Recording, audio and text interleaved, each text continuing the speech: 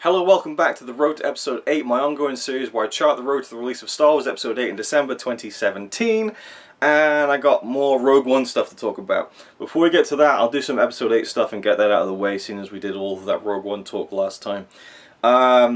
There's been a rumour that Tom Hardy is going to be in Episode 8 as Boba Fett, and it was quickly quashed as being complete and utter bullshit.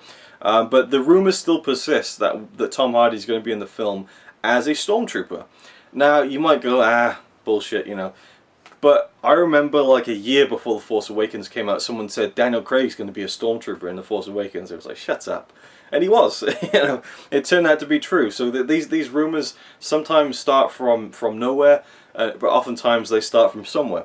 So we may very well see Tom Hardy in a very Daniel Craig-esque cameo in Star Wars Episode VIII. But the thing is, for me, I wanted to talk about it and mention it, but it really has no effect on the movie whatsoever. You know, you take Daniel Craig out of The Force Awakens, it literally makes no dent whatsoever. The fact that he's in the film is cool, but it doesn't add or take away from anything. So whether or not Tom Hardy's going to be in the film doesn't really matter, because at this point it would just be a cameo, and probably a you know, kind of a hidden cameo, much as Daniel Craig's was in The Force Awakens. As long as they don't go gratuitous with it, which, you know, with Tom Hardy I don't see how they could, unless the stormtrooper was like, you know, whoa, come with me! Unless you're kind of really leaning on something. Like with Daniel Craig, I mean, they could have thrown some Bond reference in there, but they didn't, and so you don't notice it. Again, he's doing an American accent, you don't really hear that it's Daniel Craig, unless you're really listening for it. So, it is what it is, and I just thought I'd mention it. I thought it was pretty funny that people were saying he's going to play Boba Fett, which would have been very interesting to kind of suddenly slot Boba Fett into the mix after all these years. And again, the fan fascination with Boba Fett is still somewhat lost on me in some aspects. Anyway, one thing I wanted to mention about Episode 8 was that there are now 2 actors who will be playing Chewbacca, or at least 2, there may be 3. In The Force Awakens we had Peter Mayhew returning to get back in the suit during scenes where Chewie's sitting down in the cockpit of the Falcon and so on. But for standing and moving and running, we had Jonas Sotamo, who is a Finnish actor, well, he's a Finnish basketball player who has done a little bit of acting. I read that he can't really do much acting because he's so tall, but obviously he fits perfectly into the role of Chewbacca. I don't know if my pronunciation was right of his name, but it was what it was.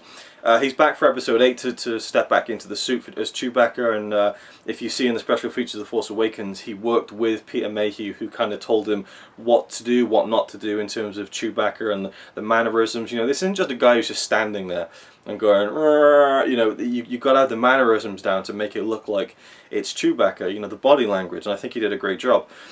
But now we have another actor who's doing it. There was some picture taken in Ireland where we had a fan with both Jonas and then someone else, right? I believe it was a British guy, I'm not too sure though. There's really no information about him, no one knows his name. So we have 2 people playing Chewbacca now, and I don't know if this other guy is going to be a stand-in, or is going to be doing just very minor shots, like kind of second, third unit things, whereas Jonas will play the, you know, the main kind of hero shots of Chewbacca. And I don't know if Peter Mayhew will be returning. Again, he's really getting on in his years, and has had his hips replaced, or his knees replaced. I mean, he has trouble walking, things like that from what I've seen. But I would still love for him to be involved at least a little bit and play Chewie for a few scenes if there's sitting down, stuff like that. I think the way they did that in The Force Awakens was perfect, and a really nice way to get Peter Mayhew in there and in the film. That made it really special to me. I know a lot of people will, you know, and me included, were kind of clamouring over the fact that we were getting Han and Leia and Luke back in the film, but to me the fact that Peter Mayhew was back was a real big plus as well, and a big part of what made that film special. Even if he wasn't playing Chewie in some of the bigger moments of the film, it still meant something to me, and I'm sure to many fans that he was in the film. Right, enough of that. Also, one thing I forgot to mention, a couple of episodes ago I talked about how what's his name? Poe Dameron, Oscar Isaac. He was saying that the film was going to be dark. The episode 8 was going to be dark. His actual quote, and there's something else I forgot to mention, he said that everybody gets tested, it's the dark second chapter, but not really dark.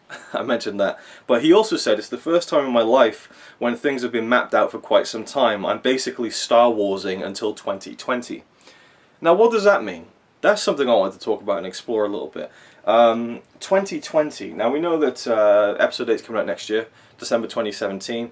Episode 9 is penciled in for December 2019, I believe. So why would he still be doing stuff for that in 2020? Now you could argue that the promotion might bleed over to January 2020. Wow, that feels weird to talk about 2020 as an actual year, doesn't it? My phone's ringing, I'll have to come back to this. Sorry, but that was just confirming that we're having pizza tonight. Okay, so yeah, 2020, it feels weird to talk about that as an actual year, but it's coming.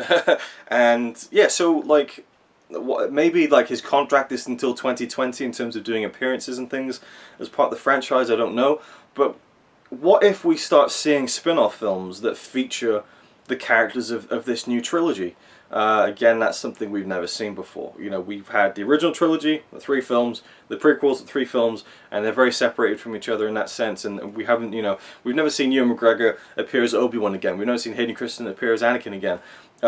With the case of the original characters from, you know, the original trilogy who came out for the Force Awakens, that's different. But with these, you know, new characters, and what I mean by that is that you know, we didn't see anyone from the original trilogy in another Star Wars film around that same time because there were no Star Wars films. They were held off, they were special. And now as we move into this era of having a Star Wars film every year, they're going to get, in my opinion, less special. Or at least less of an event. It'll be, oh, it's the new Star Wars film, and not, oh, it's a new Star Wars film like The Force Awakens was. Now we're moving into a different era of Star Wars movies in terms of the live action. So, we're going to get, you know, because I was talking, I'm such a nerd for this stuff. I kind of concoct these own things in my head. I had this idea of maybe doing a film where you have the origin of Kylo Ren and the story of Ben Solo, and as he's being trained by Luke, and get Mark Hamill back and have, you know, Luke telling him about Darth Vader, and then you go back and you kind of have like almost like a Godfather Part 2 thing where you see kind of Vader in between the prequels and the originals, and kind of Vader's rise, and then Kylo's turn and Kylo's obsession with Darth Vader and all that stuff, and Luke telling these stories, and maybe end that film with Kylo going to Endor and picking up the mask of Vader, you know. And I was thinking you could do a film like that. You got Mark Hamill, you got Adam Driver, you know, you want to make a film every year, but then, you know, are they gonna kind of risk going to the well too much with stuff like that? I don't think they'll ever do a film like that, but I'm just saying as an example, you know, are we going to see like a, you know, a Poe Dameron Adventures movie? You could see it. I mean, with the Marvel mode of thinking when it comes to movies, in terms of the Marvel Cinematic Universe, we are seeing film after film, year after year, with the same actors, the same characters, you know, mixing together, blending together, spin-offs, team-ups, you know, Civil War, and, you know, the new Thor movie is going to be a Thor and Hulk buddy movie from all accounts. So, you know, and Disney oversee that with Marvel. Are they going to oversee this with Disney? Are they going to oversee this with Star Wars and Lucasfilm and say, let's do more of that? Let's do, you know, the Poe Dameron and Finn movie. You know, there's possibilities there that are pretty much endless. I was just wondering whether there was much stock to what Oscar Isaac was saying in terms of, I'm booked up with Star Wars until 2020. Very interesting. Finally, Rogue One. The big news this week has been that Donnie Yen made a comment saying that he's going back to do reshoots for Rogue One in June or July. I'm not sure when he said it was. And people started panicking. And then a report came out that Disney saw an initial cut of the film, Rogue One, and they started panicking. They were like, holy shit, this isn't a good film. We need to start doing some damage control. We're ordering a month of reshoots. This needs to be fixed. You know, Gareth Edwards, who is directing Rogue One, he did a low-budget film called Monsters, which did very well. He moved on from there to Godzilla, the 2014 film from Warner Brothers, and then he was slated to do Godzilla 2 following his Rogue One movie. Now he has dropped out of Godzilla 2, said I'm not directing that. People are kind of looking into that, saying he's you know, Gareth Edwards doesn't like the pressure of the big studio system and that it's not going well with Rogue One. There's so much conjecture with this. There really is. You know, one guy says we're doing reshoots. People start writing everything, and how can you really tell what's true and what's not? You have these reports. I don't know what to believe. Apparently, over the following days after that initial panic from fans, someone has confirmed it, but again, it's from another source, so how can you really rely on it? But someone has said that That isn't the case. The case is they've seen the film, they thought it was a good film, but they thought we can make it a great film. Let's get some reshoots, and apparently the mission statement is give the film some levity, lighten it up a bit, make it a bit more like The Force Awakens. Now, as a business, you know, it is show business. You are probably going to want to make every film you make after The Force Awakens just like The Force Awakens. You want to make that kind of money again. You don't want to make just $1 billion. You want to make $2 billion, you know. And I'm sure that Disney are not in this for the money.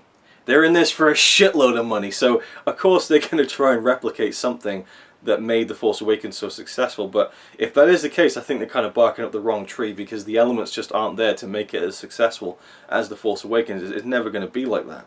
You don't have all the same elements in play. So, what is the truth? I really don't know. It's interesting to speculate, of course, but, you know, reshoots are kind of essential to films like this. Lord of the Rings went through so many reshoots, so many, I mean, for years. You know, every year they bring all the cast back to do more reshoots, more reshoots, more reshoots. And look how they turned out. They're fantastic, incredible films. It's the case of why they're doing reshoots. You know, is it Gareth Edwards saying, I want to make this better, or is it the studio saying, we want you to make it more like this? And apparently the dark tone is something they want to try and lighten up a little bit. That would be a shame in my opinion, you know, because it might compromise the original vision of the film. But we'll never really know. You know, we're going to get presented with a film in December, whatever happens, and that's going to be Rogue One. And you can kind of speculate until you're blue in the face about it, but it's just going to be what it is. To me, I'm kind of on the fence. I don't know whether it's something to be worried about. Are they going to try and put humour into it where it doesn't fit? Are they going to try and take out some elements of the film that might be darker and harder toned in terms of the battles and things like that? I mean, we've gone through the rumours where there's scenes of Vader literally like force pulling people into the air and, like, you know, decapitating them and stuff. Now that could be wild, you know, rumour that has no water whatsoever, but what if that was the case and they're like, nope, we're taking that out, it's too much, we need to focus more on the lighter things. Then again, the reports I've read have said that Disney want to make it more lighter like The Force Awakens. Some pretty dark stuff in The Force Awakens. I mean, I'd argue that there's some of the darkest stuff in the whole Star Wars series in The Force Awakens, so, you know, obviously they can get away with that kind of stuff, but it remains to be seen. Again, I'm going around in circles here, much like we can all do, to speculate on this kind of thing, but they're doing reshoots for Rogue One.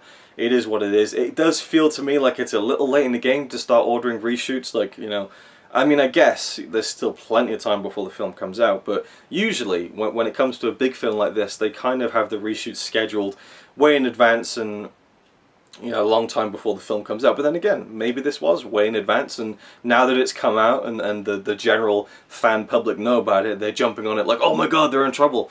You know, the Disney execs are panicking.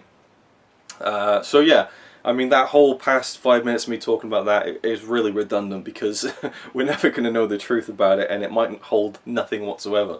So yeah, I just want to talk about that and my thoughts on it. It's neither here nor there. We'll just have to see what happens when it comes out. And also, it'll be interesting to see how the film is talked about at Celebration next month in July. We know Kathleen Kennedy and Gareth Edwards are going to be there. That's going to be the panel to watch, you know. And will they present new footage? I think they will. They might show another trailer. It seems to follow the trend that they've set with The Force Awakens, and it feels like the right time to show a new trailer in July. So that's, I mean, it's the end of July, so it's all pretty much 2 months away from right now, at the beginning of June. So plenty of time for them to get something else together, and I can't wait to see it. If not, then I can't wait to see the next trailer whenever it comes. And yeah, that's pretty much it. I feel like I've talked myself into a kind of dead end here, but let me know your thoughts about everything I talked about in this video, and I'll see you in the next one.